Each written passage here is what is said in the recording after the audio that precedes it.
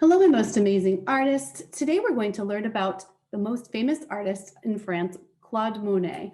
Monet was born in France and grew up in a town on the Seine River. Later, as a painter, water was an important motif in his work, and he often painted on an easel in his boat. He also created this magnificent Japanese garden at his home in Giverny, and he painted this multiple times in all different times of day, and is one of the most famous pieces of artwork that he created. So today that is what we're inspired to create, this beautiful bridge in his garden with the water and water lilies as surrounding it as well. So let's see how we're going to begin. You will need some crayons, some paper, water or a wet paper towel. I like to put my water sometimes in a spray bottle. That makes it a little bit less messy, but it's up to you. Also, watercolor paint or markers with water. Remember, we talked about that technique of wetting your markers to kind of give it that watercolor effect. And then you might want to have a little salt shaker handy to make your water sparkle a little bit more. All right, here is how we begin. So I'm holding my paper horizontal, and I'm going to just use my crayons to outline the composition, including that magnificent bridge. So I'm just going to start by creating kind of an arch from side to side. I'm using a green crayon. Monet actually painted this bridge multiple times while he was there, so you will see sometimes different colors. I'm going to use green. It was one time green, so we're going to go with that. So I've seen people use purple. So here's my arch stretching from side to side. And then I'm also going to create the same type of arch on top. And I'm just going to go right over ahead like that. Now I'm going to make all of these lines that are the posts and things coming down, as well as there is a middle line too, but I will show you. I'm just going to start here by creating some of these spindles that are coming down, probably 2 to 3 finger spaces in between each one of these. We don't want it to look too much like a ladder here, but okay. So now I have my, and I'm just going to go ahead now and add that center line, and I'm going to skip every time there's a post. I'm just going to skip over it, skip over it, skip over it, and that looks good. Now I'm going to just use my crayon now right at this time to kind of give it some bold and more kind of distinct lines. So I'm just going to go ahead and fill in, not even all of it, but some of it, and I might even add some shadows at this time with my crayon. All of this can also be done with paint or with marker, of course, but I'm just going to do this now so it doesn't get lost in the picture. So I'm also going to, he's known to have that bright blue. I'm using my inspiration piece right here. See that line underneath the blue? We've got the fence, and now we also have some shadows and some shading. So I'm simply going to do that by under and down, and then I'm going to do the same thing under and down here, under and down. And I'm just using black. Again, I kind of just want to add these in while I'm working on the bridge, give it some shading, give it some depth, and simply with crayons. I'm just going to also add a little bit underneath here. I see the colors are working together, making it a little bit more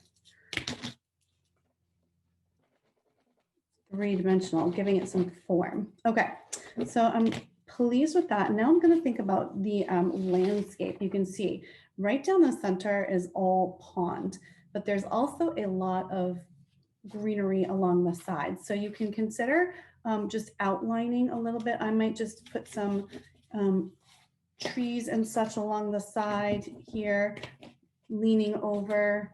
This tree looks like maybe some weeping willows or some wisteria over here.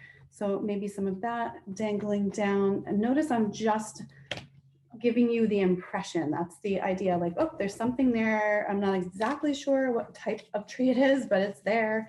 And I'm just going to leave the river And the pond open down below. So I'm going to create some stuff on the side over here, some stuff on the side up here, but I'm going to leave the center all for the water. Okay. So I'm just going to add a little bit more.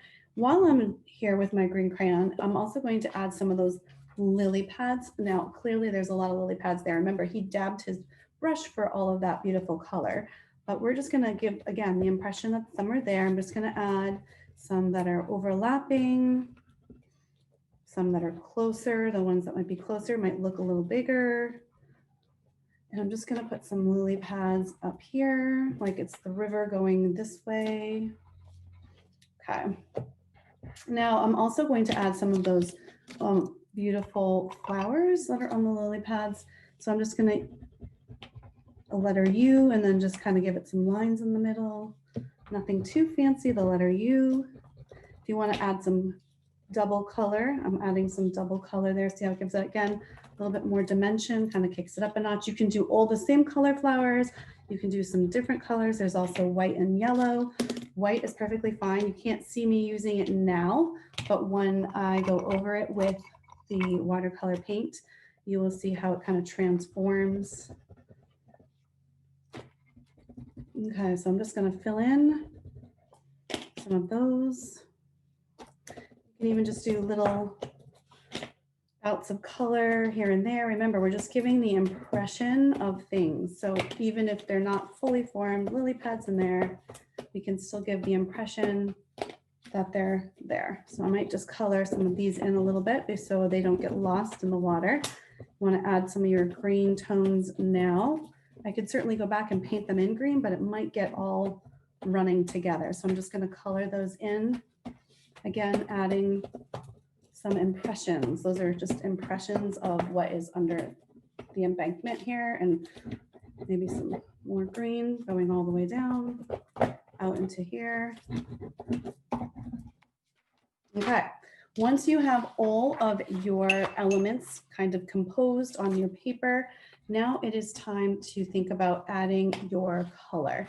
So there's a couple of different ways you can do this. We talked about markers before. So if you have only access to markers at home, you can still do this project. Simply use your marker first and then add water. So you add water and it kind of creates your very own illusions of watercolor paint. The other way we can do this project is simply by adding watercolor paint. And I did mention to have a wet paper towel handy. So you can see either you by wetting your paper first with a wet paper towel, or I'm going to spray mine. I'm just going to spray the water right on my paper and get it wet. Oh, you can see the parts that are already colored. Look at how that's spreading. It's awesome. All right, so now when I touch my brush, and you can also do this with food coloring too, by the way, if you don't have watercolor or marker and you want to try food coloring from like a cake, decorating.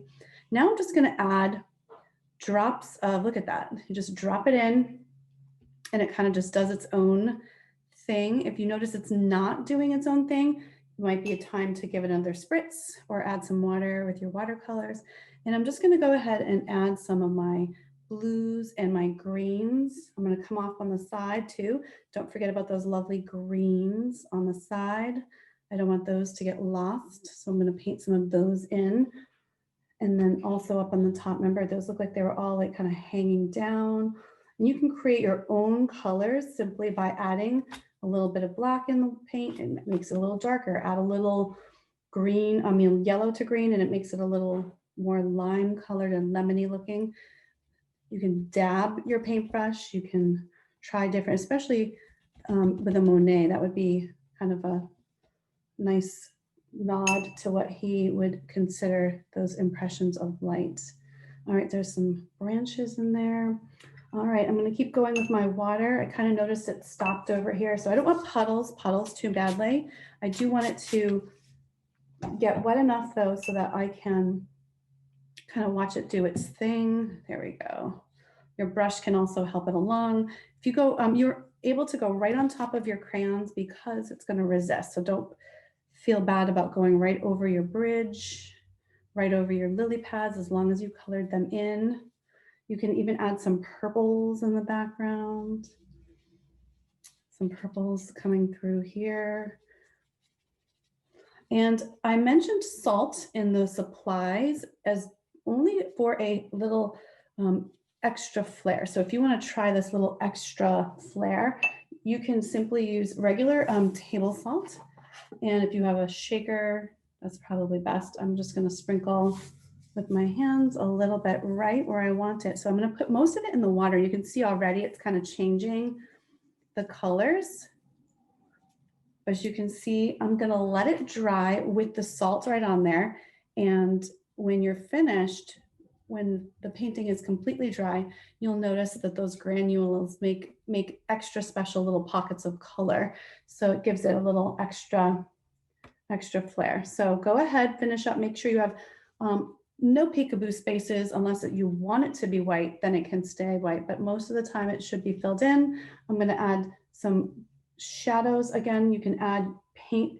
I'm just going to put my shadows back on my bridge a little bit too, making sure they're staying in there. Just with my paint, I'm giving it a little more painterly look here.